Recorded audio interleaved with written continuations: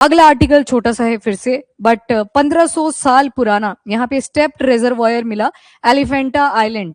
कुछ आ रहा है याद? Elephanta island world heritage sites कल आपने पढ़ी थी। तो महाराष्ट्र में बड़े सारे एरिया से, जैसे 2025 में मराठा के मिलिट्री फोर्ट्स ऐड हुए थे, टोटल 12 थे वो, जिसमें से एक जिंजी फोर्ट कहाँ पे था? तमिलनाडु में, पर उसको काउंट एक ही एंटिटी की तरह करा जाएगा। इसके बाद आपने 3 तो केव्स वाले एरिया ही देखे थे, अजंता, एलोरा और एलिफेंटा। तो वो जो आइलैंड है वहीं पे वो केव्स भी लोकेटेड है, ये वर्ल्ड हेरिटेज साइट में भी इंक्लूडेड है। एंड आफ्टर दैट आपने एक CST देखा था, that is Chhatrapati Shivaji terminus, railway जो सेंट्रल जोन आ जाती है, तो वो भी एक वर्ल्ड हेरिटेज साइट में इंक्लूडेड है। एंड एक और देखा था Victorian and art deco ensemble of Mumbai, तो वो भी आपका वर्ल्ड हेरिटेज साइट में इंक्लूडेड है फ्रॉम महाराष्ट्र। तो एलिफेंटा आइलैंड, एलिफेंट आइलैंड कहाँ पे है? वो एंटार्क्टिका में। एलिफेंट आइलैंड अगर आए तो वो एंटार्क्टिका में, ये एलिफेंटा आइलैंड की बात कर रहे हैं, वो एलिफेंट है। ठीक है, एलिफेंटा आइलैंड में ये स्टेप इस तरह से कुछ पौड़ियों टाइप का स्ट्रक्चर मिला और बोला गया है ये 1500 साल पुराना है, तो इससे कहीं ना कहीं मैरीटाइम सिग्निफिकेंस दिखाई दिया। प्लस इन एरियाज के आसपास क्वाइंस की प्रेजेंस होना शो करता है कि ट्रेड भी हुआ करता था शायद पुराने टाइम में।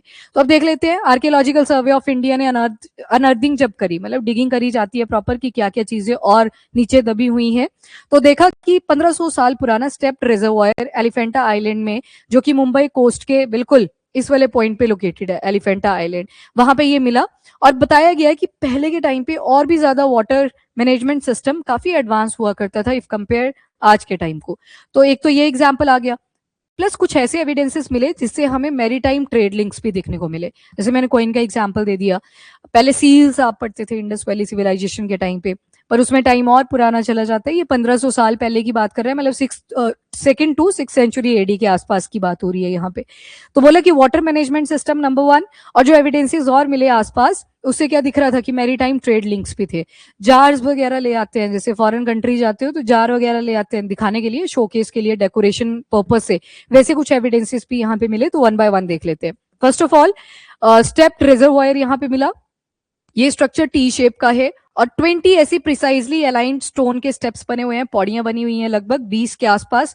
और ये बोला जाता है कि ये जो ब्रिक्स थी ना, ये मेन लैंड से ही लेके गए थे, तो इससे एक एडवांस्ड इंजीनियरिंग का एग्जाम्पल भी सामने आता है। और मॉनसून रन ऑफ वाटर जो प्रोड्यूस हुआ करता था वो यहाँ एलिफेंटा आइलैंड में स्टोर किया जाता था, तभी तो वो रिजर्वायर बनाया गया ताकि पानी को स्टोर किया जा सके। देन न्यूमिस्मैटिक आपका कॉइन के साथ डील करता है, तो बोला कि कुछ कॉइन्स भी मिले, जैसे अराउंड 60 कॉइन्स मिले हैं जो कुछ कॉपर के बने थे, कुछ लेड के बने थे, कुछ सिल्वर के बने हुए थे, वो भी यहाँ पे मिले। और एक डायनेस्टी एग्जिस्ट करती थी महाराष्ट्र में जिसका नाम है Kalachuri dynasty, 6th century CE में बड़ी प्रोमिनेंट थी, और राजा थे कृष्ण राजा, तो कृष्ण राज भी इनको बोल देते हैं, तो ये इसको लीड कर रहे थे। तो उस टाइम के ये कॉइन्स के एविडेंसेस है, तो ये मैरीटाइम सिग्निफिकेंस भी शो करता है। अलॉन्ग विद दिस ट्रेड होता था, इसी वजह से तो कॉइन चाहिए थे उधर, तो कॉइन भी ये चीज शो करते हैं। और इनके जो कॉइन है ना, 2-3 चीजें इस पे दिखती हैं।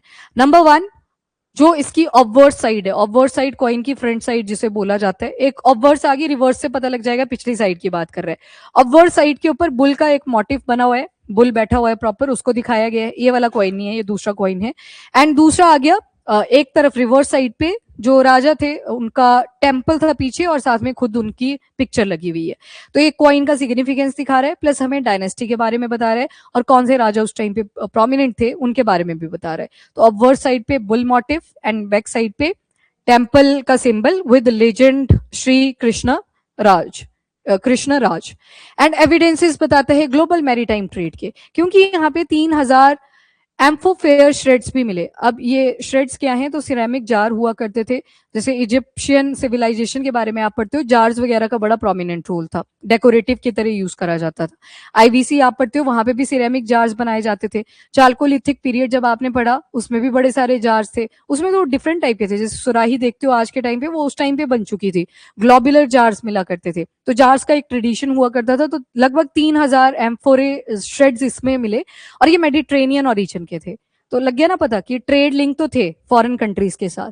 इसके अलावा टॉर्पिडो जार्स भी मिले, और ये लिंक शो करते हैं वेस्ट एशिया के साथ, इंक्लूडिंग मेसोपोटामिया। ये हाईली फर्टाइल एरिया था, आज के टाइम पे ईरान का कुछ एरिया, मैक्सिमम इराक का, सीरिया, जॉर्डन और इवन तुर्की का थोड़ा सा पार्ट मेसोपोटामिया को बनाता है। पहले के टाइम पे मेसोपोटामिया बोलते थे। तो इससे क्या चीज शो हो रही है कि एलिफेंटा आइलैंड से बड़े लॉन्ग डिस्टेंस के ट्रेड कंडक्ट होते थे। तो मैरी टाइम सिग्निफिकेंस भी कॉइन्स की हेल्प से हमें शो हुआ।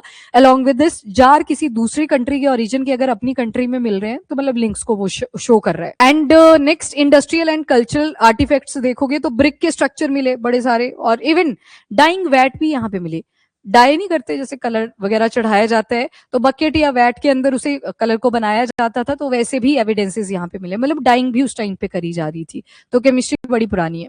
टेक्सटाइल रिलेटेड इकोनॉमिक एक्टिविटी यहाँ पे हुआ करती थी। अब इतने सारे जब ट्रेड लिंक मिले तो मतलब टेक्सटाइल का भी कुछ एक्सपोर्ट रहा होगा, तो ये यहाँ से एनालिसिस करी गई जो भी एविडेंसेस मिले। इसके बाद टेराकोटा फिगरीन्स मिली। टेराकोटा होता है बेक्ड क्ले, क्ले को ठीक ठाक पकाया जाता है, उसको फिर टेराकोटा आप बोल देते हो। उसके कुछ फिगरीन्स मिले हैं। ग्लास और स्टोन की बैंगल्स, चूड़ियां मिली हैं। देन कार्नेलियन और क्वार्ट्जाइट बीड्स मिले हैं, अगेन इसको भी ज्वेलरी की फॉर्म में यूज कर लिया जाता था। कल्चरल और क्राफ्ट एक्टिविटी का ये एग्जाम्पल देता है कि ये सारी एक्टिविटी यहाँ पे कंडक्ट होती थी। हिस्टोरिकली अगर ज्योग्राफी में देखते हो आप तो कुछ इंपॉर्टेंट पोर्ट्स भी यहाँ पे आते हैं, जैसे मोरबंदर, राजबंदर, देन शेठ बंदर। तो ये पोर्ट्स भी यहाँ पे हुआ करते थे। तो ये सिग्निफिकेंस शो कर रहा है कि मैरी टाइम लिंकेजेस बहुत ज्यादा थी। ट्रेड ना सिर्फ आसपास के रीजन्स में था, बहुत दूर तक हुआ करता था। तो ये मैरी टाइम सिग्निफिकेंस को ज्यादा शो कर रहा है। वाटर मैनेजमेंट सिस्टम को शो किया, वो जो स्टेप स्टोन का एरिया मिला कि रन ऑफ द वाटर जो आता है, मतलब जो वेस्ट बन गया, टेरन ही ऐसा है, नीचे की तरफ को है डायरेक्शन, तो वहां पे जाके सारा पानी स्टोर हो जाए। तो ये सारे एविडेंसेस मिले फ्रॉम एलिफेंटा आइलैंड। एंड इसके बाद एग्जिस्टिंग हेरिटेज कॉन्टेक्स्ट, वो कल आपने रिवीजन की क्लास में 44 वर्ल्ड हेरिटेज साइट्स करी थी, उसमें देखा था सबसे पहले महाराष्ट्र में जब हमने केव्स पढ़ी थी तो वहां पे एलिफेंटा का भी नाम आया था, तो उसमें तो ये इंक्लूडेड है ही। और साथ में याद रखना, जो एलिफेंटा केव्स हैं उसके अंदर जो स्कल्पचर बने हैं वो they are dedicated to Lord Shiva. Done, तो इनको ध्यान रखिएगा।